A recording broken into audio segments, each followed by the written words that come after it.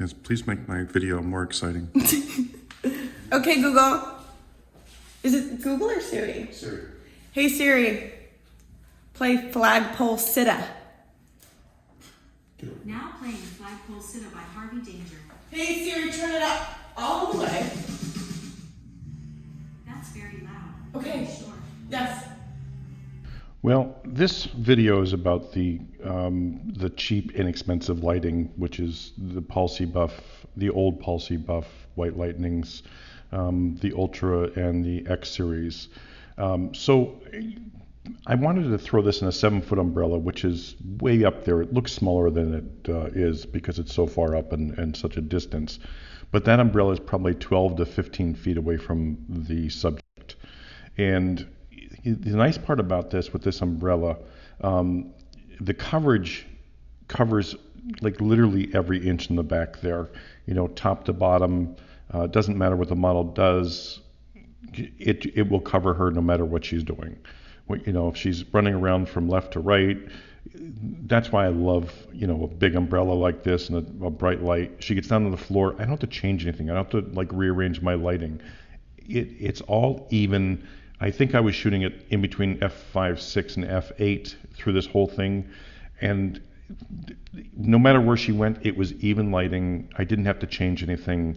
And at the end of this little clip here, I'll show you the, right out of camera and the crop. And I didn't do any. I didn't retouch these or anything like that. I just literally just cropped it so you can see what the finished image was versus the full image.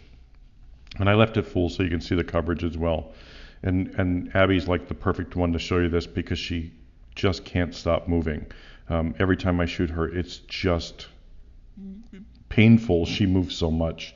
And, with a smaller light or a smaller softbox, you constantly have to move the light for anything she wants to do because of the coverage. And with this coverage, it really is like daylight for me.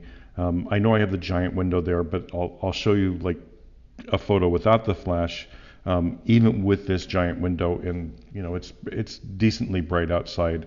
I'm not getting much ambient light from the window with the settings that I have on. I'm shooting at ISO 64, 200th of a second, and f5.6, in between f5.6 and f8, I believe. I'm not sure exactly which one, but this kind of lighting, the model can do whatever they want, do it wherever they want, and you have great full coverage. So anyway, here are the photos coming up. Take a look. They're the before and afters, from everything she was doing in all different areas of the backdrop. You can see it's just even light, nothing special, but it does give a nice shadow. It does give contour. It's not flat lighting. And you can move that, to the side a little bit more or up closer and down more if you wanted more shadow and more contouring. But I think this is actually really good for the price of the light.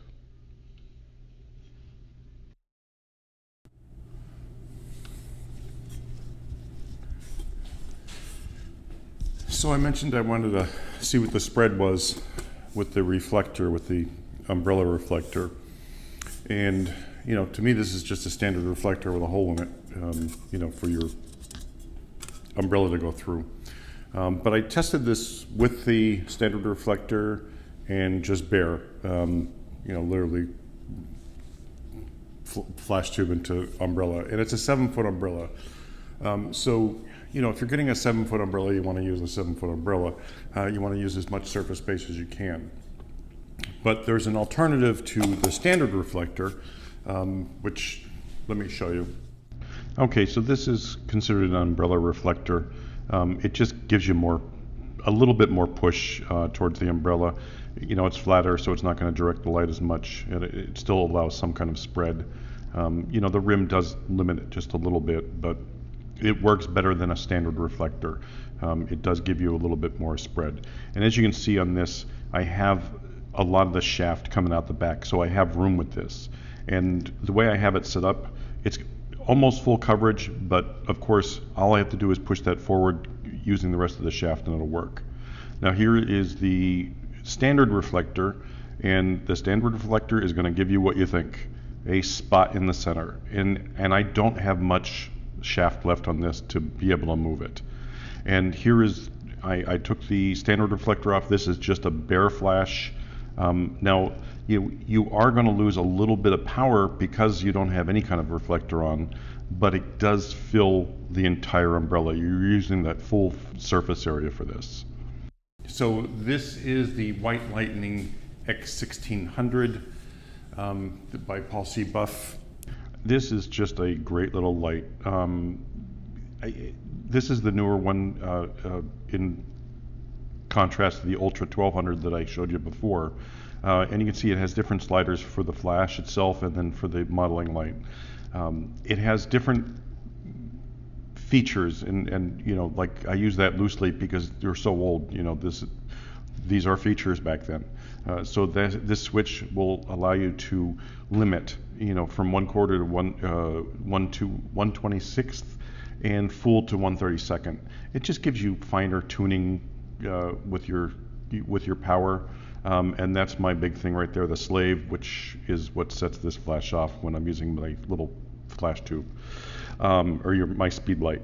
And as you can see, it just takes a regular light bulb. Okay, so I'm testing with the light meter. I'm going to be testing the strobe at full power, ISO 64. And we will do 2/50th of a second, since that's pretty much everybody's.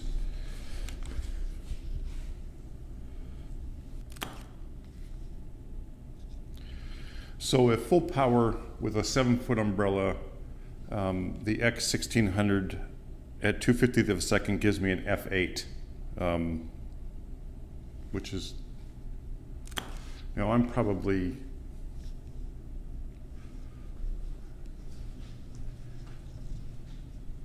yeah, I'm like 15 feet away from the strobe and umbrella on the backdrop. So, you know, if I'm having where they're normally standing, yeah, F11. So that's pretty impressive light.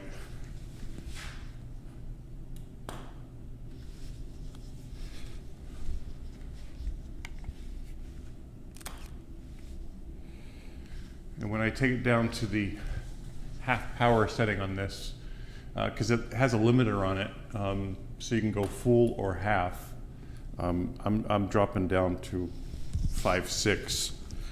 But you know, having this kind of power in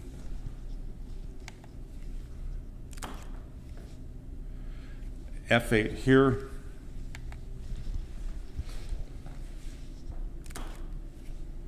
F8, I mean, I'm full coverage at F8 consistently in every inch of this. So that's like the ideal situation for a studio where you have moving subjects or kids or anything. I mean, it's just,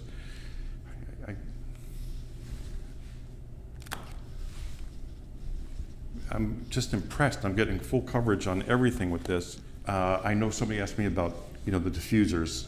Yeah, I use a diffuser for a silver umbrella. I never use it for a white umbrella. Like, I just don't need it. I think it's just a waste of money. If you're using a silver umbrella, which I love, and would always be my first choice with a diffuser, because then I can use the silver for the specular highlights that I like, throw the diffuser on it for the white look. But I got this white umbrella so cheap, and it's just, there's no diffuser to worry about. I just throw it on and I get the soft light. So, you know, why not? Now I'll pick up another 7-foot with silver interior. It'll be perfect. The silver with this off axis is horribly bad. Like, you need to get a center access strobe for a silver umbrella, because you know, when it is directed towards that one spot with silver, it's just, okay, the light's going down here no matter what. You're not getting light here. It's just a lot more obvious with a silver umbrella than with a white. Anyway, again, any questions, let me know below. I've been using this. I absolutely love it. I hope you give it a try. You know, if you are looking for that studio strobe with power, and that you can set up, that's, you know, just for that, I'd really consider any of the Pulsey Buff, the Einsteins, the Alien Bees, the White Lightnings. They put out a good product. They have good customer service. Anyway, that's it for today. I'll see you soon.